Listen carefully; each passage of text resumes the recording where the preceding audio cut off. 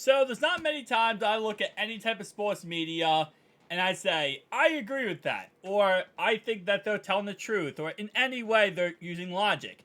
Because let's be honest, sports analysts and media nowadays is kind of like a circus act.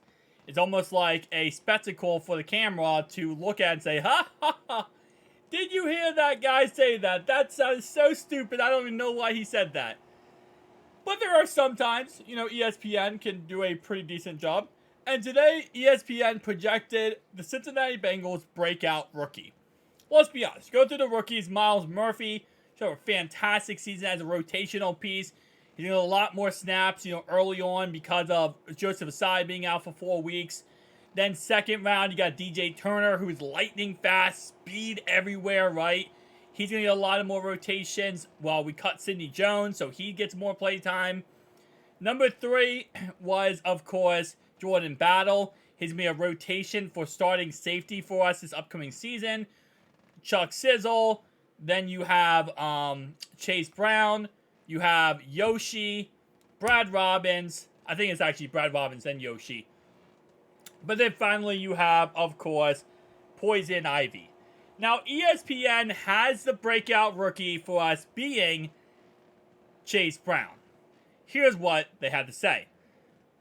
ESPN's Dan, for example, projected a possible breakout for all 32 teams and came up with Brown for the Bengals. What I'm hearing, the 5th round pick from Illinois has been impressive throughout camp and preseason. Particularly surprising the Bengals with his abilities in the passing game. A place he didn't get used a ton at college. 28 catches last season. Could he leapfrog Chris Evans and Trevion Williams with number 2 running back spot behind Joe Mixon? Maybe as the year goes on, if not right away. Now, I talked about, in this channel, you already know, my breakout player is 1000% Chase Brown. I think he's going to take over the job of Joe Mixon by the end of the season. Obviously, we did get Joe Mixon on a little bit of a pay cut for the next 2 years, this year and next year. So it works out perfectly fine that, he is, again, the replacement in the end for Joe Mixon.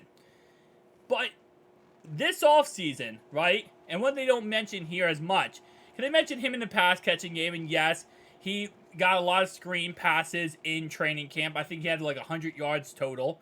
And he looked very good in the passing game. But it really comes down to one special thing. His pass blocking. Chase Brown had more pass blocking snaps than any other player in the NFL. I want to go ahead and stress that enough, okay? There is a total in the NFL during preseason of 2,880 players. Now, obviously, not all of those players are running backs, right? Let's say, realistically speaking, I would say around, maybe 1/4, not 1/4. I'd say probably like 1/8 of those guys would probably be running backs. So, divided by 8, 360 players. He had the most pass blocking snaps of all of those players, which is actually freaking insane and crazy. And the fact that, again, that's what the Bengals want out of the third down back, whether it's Trevion Williams or Chris Evans, that is so, so, so amazing that they are utilizing him that much and trusting him that much already. So, again, like I said, it just shows how I think he's going to be a breakout, in the aspect of just utilizing him as much as they are. They see potential in him, right? And it would be very easy for them, especially in their training camp and preseason, just say, you know what, Chris Evans is the guy. We like him. He's shown us in the past he could be a solid player for us. He can be that second down guy and third down guy. And they didn't utilize him a lot, by the way, in training camp and preseason. But Trevion Williams, I will say his injury definitely helped out Chris Brown, because I feel like if Trevion didn't get hurt, they would have utilized all 3 running backs immensely. So it definitely helped out a lot from him getting hurt. But even with us having 2 other running backs, Sayers and Tyler, on the roster, they didn't even utilize those 2 guys. Like, every single snap was either Chris Evans or Chase Brown, which shows one thing is they're confident in both of those options to be very good this season. And again, Chase Brown has the, breakaway speed. He has the one-play tutties type of guy, which you love to see. This article does continue to say, considering Trevion Williams had his camp derailed by injury, Chris Evans is still inexperienced, and the team didn't do much to replace Samaje Perine. I disagree with that. I think the replacement for Samaje Perine was Chase Brown. And to the point of Trevion is back. He's 100%. He practiced in full yesterday. He looked good. Not yesterday, sorry, Wednesday. He looked good. He looked like he was back up to his, typical old self. So I'm not really concerned about his injury going forward. In all honesty, I think he'll be fine. But again, based on what Coach said, it's really going to be a fluent backfield. It's going to be like, based on who's doing the best, who's looking the best. And it's not just in game. A lot of people think, a lot of these depth chart pieces are just in game. It's really, as Coach said, based on the opponent we play. So whoever we play, it's going to be based on that. It's going to be based on practice. Before we have a couple days of practice before the games, that's all taken consideration. Given, actually, Brown could easily earn his way into a notable rotational role quickly. And yeah, the reason why they took him in the 5th round is because of how good he is. Right? The 5th, 6th, 7th round, I would say, is not the highest draft capital. So sometimes teams aren't always obligated, so I feel obligated to, utilize those picks. I think the number is like 40% of players picked from 5 to 7 do not make the active 53-man roster.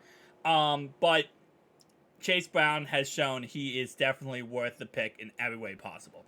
Given Brown's extensive workload at the collegiate level that played a huge role in the Bengals drafting him to begin with, his slowly morphing into a breakout wouldn't be a stunner, even if he wasn't one of the 2 rookies to win the starting job at the final cuts.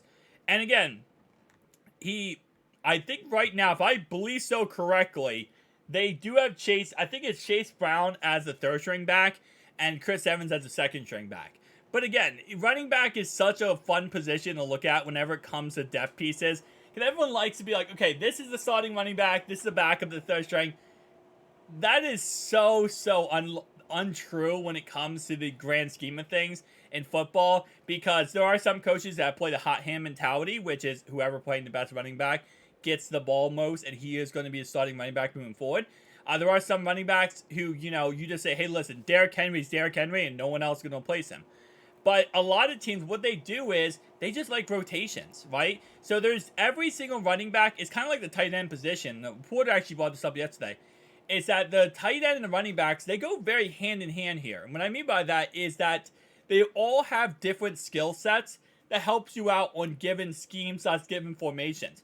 So there's some formations you're going to want to have 2 blocking tight ends in, and maybe a blocking running back.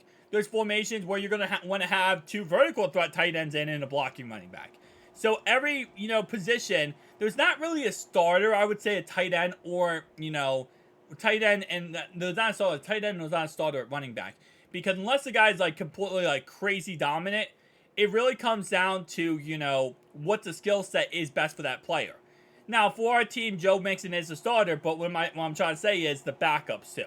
Right? So, but there's going to be plays where, again, Joe Mixon will not be on the field. Just because he is technically the quote-unquote starter does not mean he's going to be the number 1 running back into the season. Right? He's going to be the starter, but it doesn't mean that he's not going to get, taken out for some plays for Chase Brown or Chris Evans or Trevion Williams. Guys, tell me down below your thoughts and opinions. I'll see you guys next one. Peace.